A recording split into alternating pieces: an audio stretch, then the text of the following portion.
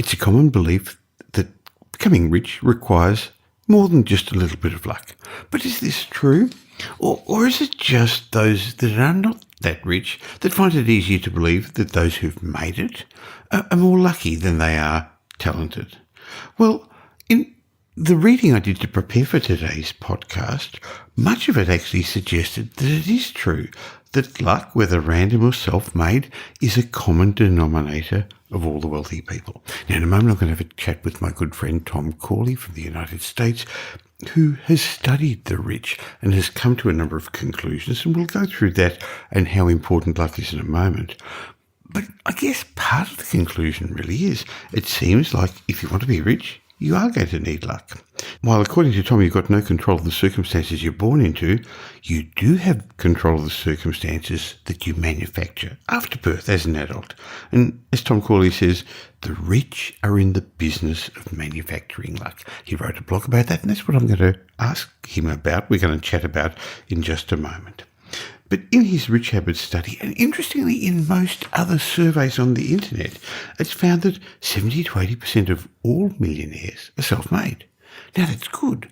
We're talking about in the Western countries, and it really means that you can also become rich if others have done it, because most of them started out poor and middle class. So, as I said, that's a good thing.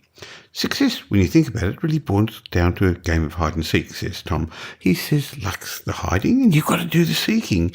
Tom Corley suggests that you must look for luck in the right places. So where do you look for luck? Well, fortunately, success leaves clues. So let me go through a couple of things I read from Tom that suggests that luck hides outside our comfort zone. Now that makes sense, doesn't it? He says successful people are very much like scientists. They love to experiment. But in the case of self-made millionaires, they experiment with new things, with new ideas, with new people. Finding luck requires you to step outside your comfort zone. It requires you to have an open mind. You've got to be curious. You've got to be receptive to new possibilities. So when you expand your comfort zone, you're also going to expand the opportunity for luck to occur to you. The other clue that Tom mentions in his writings is that luck hides inside positivity. You know, you've heard me say it before, that opportunists, positive people, are going to do much, much better than negative people who are always looking for the bad side of things. So you've got to embrace opportunities. Positivity is going to open your mind to opportunities. Being positive, having a positive mindset means you're going to have a good mental outlook. You're going to be creative. You're going to be insightful. You're going to be able to solve problems creatively. So have an optimistic outlook, and that's going to help you find solutions. It's the fertilizer that will help you grow luck. Tom also says that luck hides behind courage. Creating luck, it requires you to take risks. Taking risks requires courage. Now, remember, courage isn't the absence of fear, but it's the ongoing pursuit of something while you're still worried. That's the big difference between successful people and the average person. They've got the same worries. They've got the same fears as you. You've got the same concerns, but they still take action. So overcoming fear is something you're going to have to cultivate as a habit. It's one of the rich habits that we discuss in our Rich Habits, Poor Habits books if you want to become lucky. If you want to become lucky and then become rich.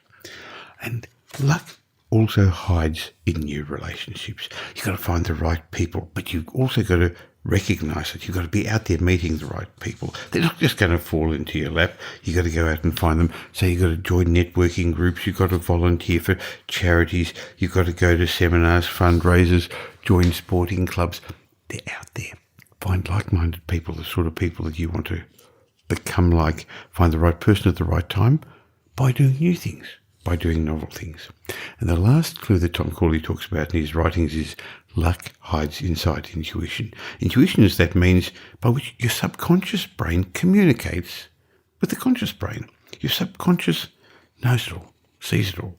It's constantly taking in all the data, the information, the stuff that's happening below the radar of your conscious mind. And as a result, it knows things the conscious mind doesn't know, doesn't recognize. It exists there to help you survive. We know that, but it also exists there to help you thrive. It exists there to get you to the next level. So listen to your gut. When you do, you're going to find luck. Now, with that longer introduction today, welcome to today's episode of the Michael Yardney podcast, where I'm going to have a chat with the co-author of my international best-selling book, Rich Habits, Poor Habits, Tom Corley. Welcome to the Michael Yardney podcast, where twice each week you will learn a number of new ideas regarding success, property investment and money in around 30 minutes. Our show is brought to you by Metropole, who specialise in helping you grow, protect and pass on your wealth through strategic property and wealth advice. Now here's your host, Michael Yardney, Australia's most trusted property commentator who has once again been voted Australia's leading property investment advisor. That's the 5th time he's won a similar award in the last 7 years.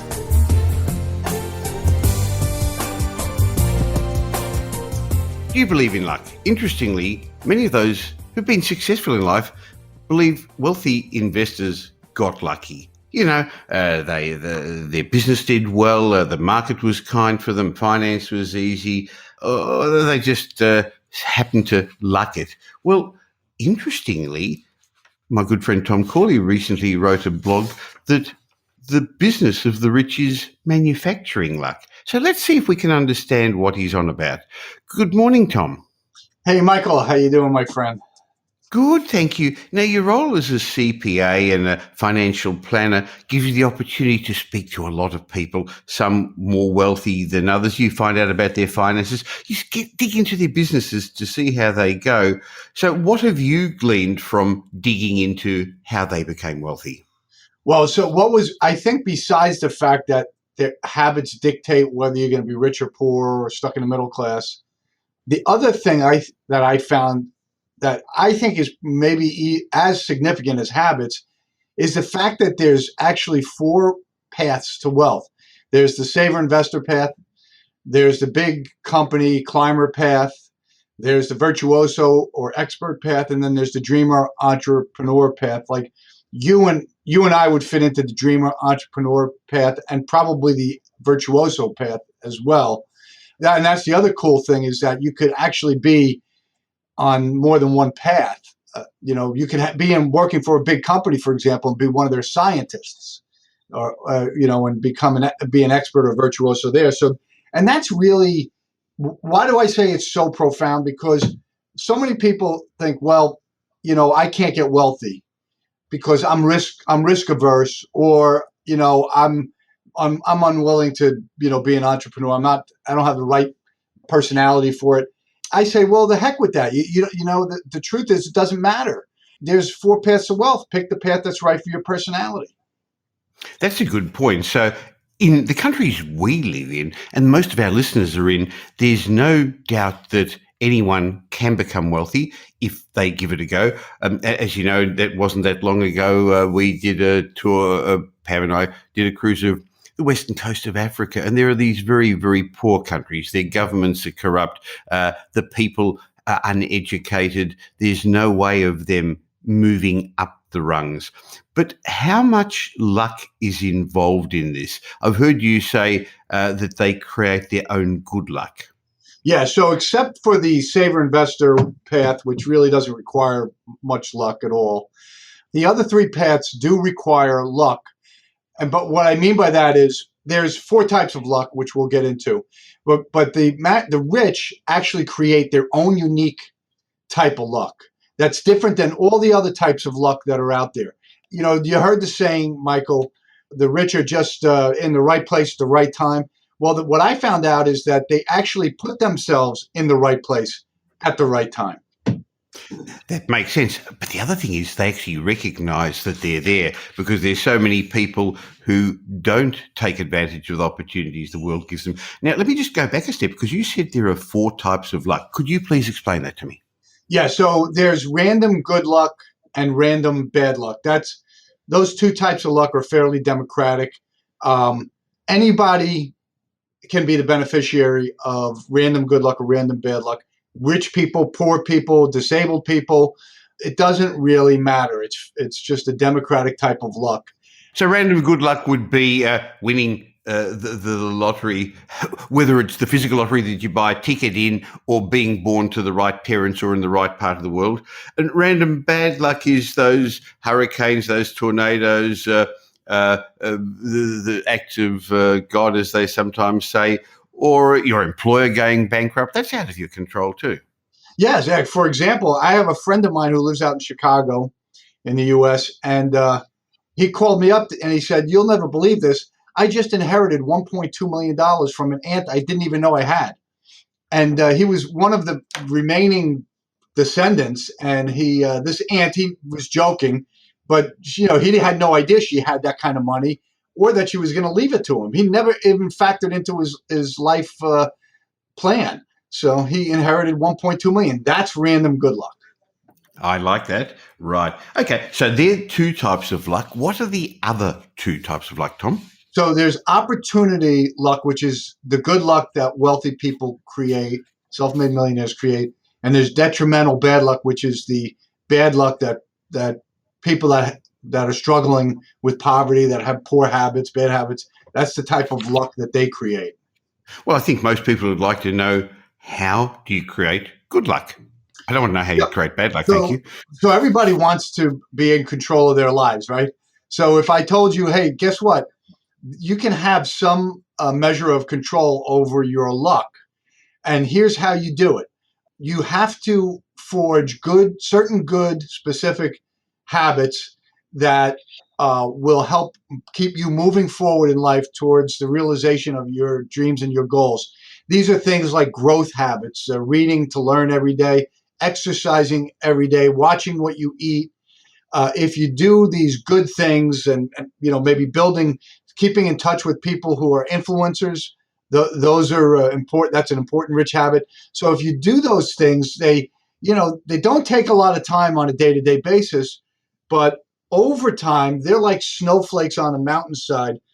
It accumulates, and you don't notice it really. And then all of a sudden, one day you have this avalanche. Well, if for the self-made millionaires in my study, the avalanche they had was an avalanche of success. They had this big windfall that was the result of them just doing the right things every day for, say, 10, 12, 15 years. And then all of a sudden, the big payoff. And so that's an example of how you create opportunity good luck, by forging good daily, what you and I call rich habits. Okay. What about the detrimental bad luck? I guess people are doing things that create, over time, bad luck, the opposite of the wealthy people. But did they actually realize they're doing it? No, see, that's the whole reason why you and I are in this game of habits. We're trying to bring awareness to, the certain actions and behaviors that are otherwise, below the surface. They're unconscious. We're trying to raise awareness. Hey, these things are going on in your life. You're completely unaware that they're going on. And here's what you're doing wrong. And here's what you're doing right. So like in the case of detrimental bad luck, probably a good example is, somebody who overeats, doesn't exercise, doesn't take care of their health. They don't care about what they're eating. They drink too much. They eat potato chips, maybe they smoke cigarettes. And anyway, they do that for 30, 40 years. And then all of a sudden, next thing you know, they have type 2 diabetes.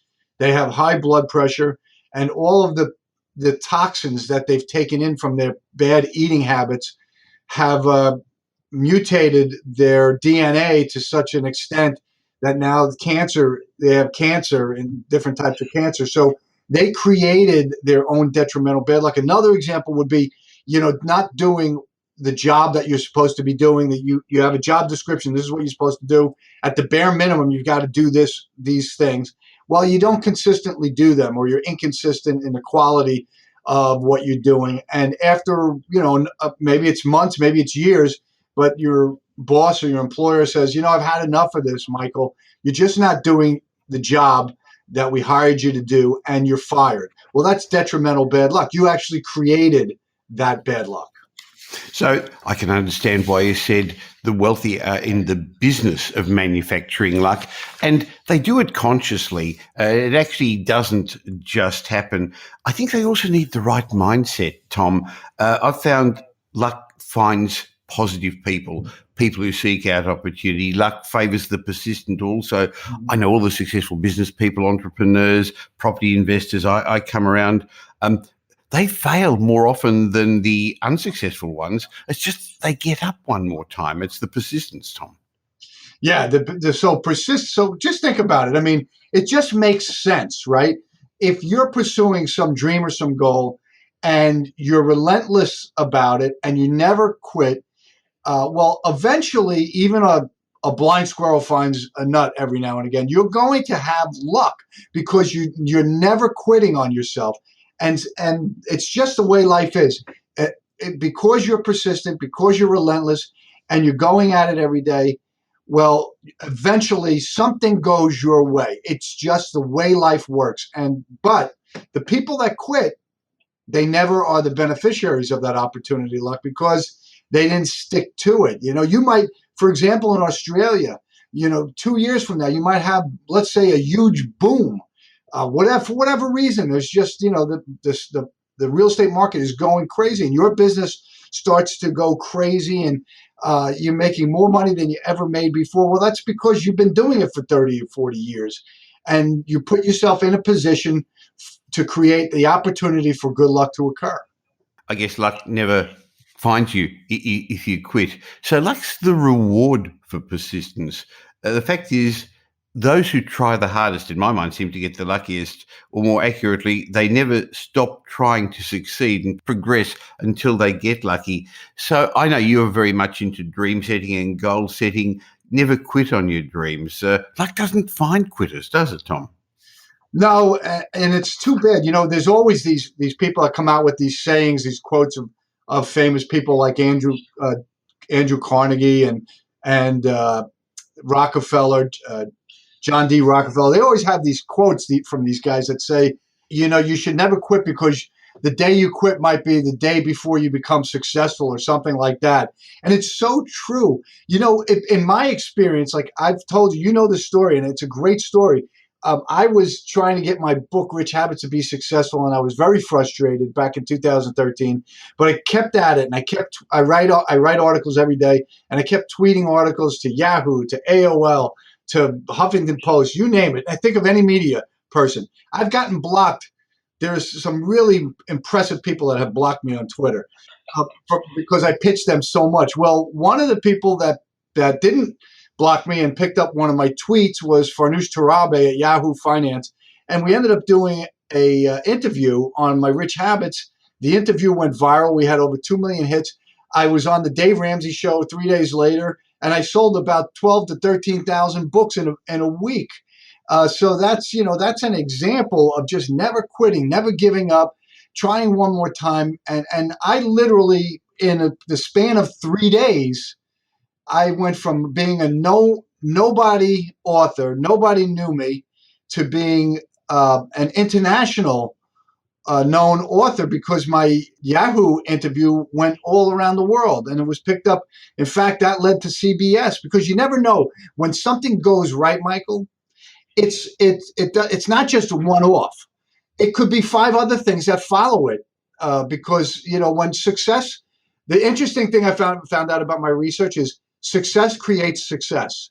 So that's why you have to get that one-time success because it will create other types of success that you can't even visualize, you can't even anticipate. I think one of the things you've just pointed out, though, is that luck requires work. I think most people think luck, well, that's the random luck that doesn't require work. That's out of your control, but don't count on it. So if you want to be lucky, it's a precursor to being lucky is to actually work for it. Develop your skills, develop your abilities, Tom. You've got to put time and energy into yourself, your own personal development. One of our mentors, both of us were mentored by Jim Rohn over the years, the late Jim Rohn, and he said that it won't change until you change. So the other side of the coin, I guess, is if you don't change, it's not going to change either. So I found I had to become an expert in something. I know you've become an expert in your field of habits, whether you're a property or real estate investor, become an expert in your patch as well. You've got to develop your own personal skills. Yeah, that's where the growth habits, the rich habits of the growth habits within the Rich Habits family, those are the things like reading every day to learn, specifically about what it is that you do for a living. It's something that you can monetize. You really want to do your education reading on that, right? And then if you're a skill-based individual, because we're a service-based world, it seems like, but there's still a lot of people that have skill sets out there that we need. And so if you're in one of those jobs where you have skills, well, you should become an expert or what I call a virtuoso in whatever it is that you do. And that also means maybe developing a niche in a certain area, like you have and like I have. There aren't many CPAs in the United States who are also certified financial planners, and there's even few of them who are both and have written 5 books on how to build wealth. So I've created a niche for myself that literally puts me, I'm a man on an island in the United States. Well, not just in the United States, around the world. So in summary, Rich Habits are like little miracle workers. They not only help improve your life, but they actually change your luck. Isn't that good to know, Tom? It's the best news you can ever hear, because if you have a little bit of good luck, your whole life can change almost overnight. It did for me. Now, you've been listening to Tom and me speak about rich habits and poor habits, and if you're not aware, but you must be by now, that Tom and I have written the book Rich Habits, Poor Habits, which is an international bestseller. And Tom, you can see, because we actually, even though you're on the other side of the world, we're looking at each other over the computer, I've got the Rich Habits, Poor Habits in Chinese version in my hand. Been translated to 4 different languages. The work's been recognized around the world. If you want to find out more about how you can develop more rich habits, get rid of some of your poor habits, how you can learn to create your own luck, go to richhabitspoorhabits.com. You'll be able to find out all about it. You can buy your own copy of the book, hard copy the old-fashioned way, or it'll direct you to Amazon or wherever to get an e-version of it as well. Tom, thank you very much. I look forward to catching up with you again next month for our regular Rich Habits, Poor Habits podcast. My pleasure, Michael. I always enjoy these. Thanks. Well, now you know a bit more about luck. Aren't you lucky you found this podcast? Now, if you enjoyed my chat with Tom Corley, you can catch up with Tom Corley live. He comes once a year to Australia to Wealth Retreat, my 5-day high-end workshop on the Gold Coast. This year it's between June 6th and 10th, and it's an invitation-only event. Why not go to wealthretreat.com.au, find out all about this event, but please don't count yourself out, even though it's an event for, in general, very successful business people, entrepreneurs and investors. Every year there's a few people who are still getting going in their investment or their business journey that we allow to join because they add life and different level of experience to the community at Wealth Retreat. So if you go to wealthretreat.com.au and you have some interest in it, by the way, there'll be a link in the show note, but if you go there and you'd like to join us, just leave your name and details. You can't even book in. You're going to have a one-on-one chat with me to make sure it's suitable for you, and I look forward to spending 5 days on the Gold Coast with you. Now, if you got some benefit from today's show, why not tell somebody about it?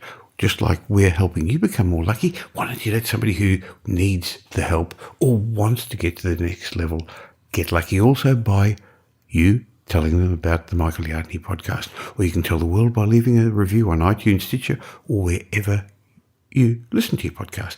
By the way, if I read out your review, you'll be getting a thank you gift from me, one of my books. You can catch up with Tom Corley at his Rich Habits blog. There'll be a link in my show notes, as well as he writes regularly for Property Update. You can keep in contact with me through propertyupdate.com.au with my daily newsletter or on all the social media platforms. I'm back again twice a week with this podcast. So in the meantime, have a great week. Make it a great week. Thanks for listening to this episode of the Michael Yardney podcast, which was brought to you by Metropole, who help their clients grow, protect, and pass on their wealth through strategic property and wealth advice. If you like what you heard and don't already subscribe, you'll find us on iTunes or on your favorite Android app as the Michael Yardney podcast. Watch out for our next show, which comes to you twice a week, and you'll learn some new ideas about property investment, success, and money in around 30 minutes. To get more of Michael's thoughts, go across to www.propertyupdate.com.au and sign up for his daily morning briefing, and you'll hear from not only Michael but a group of leading property success and money experts.